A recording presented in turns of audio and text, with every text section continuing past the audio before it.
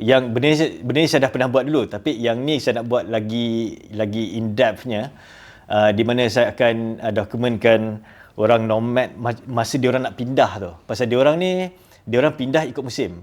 Bila time winter, dia orang akan turun dekat tempat yang kurang sejuk. Dia bawa semua animal dia orang lah.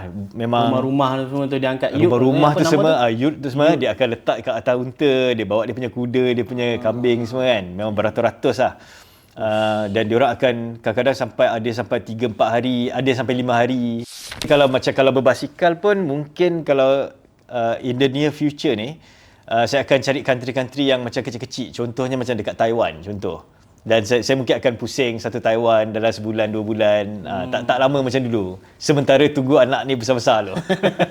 Lepas ni boleh cycle sama-sama lah. Ya. Bila dia dah pasal especially anak lelaki saya, berapa kali dia cakap, "Papa, I want to cycle with you." Nah, dia cakap itu. So macam okay, kau tunggu, kau siap nanti.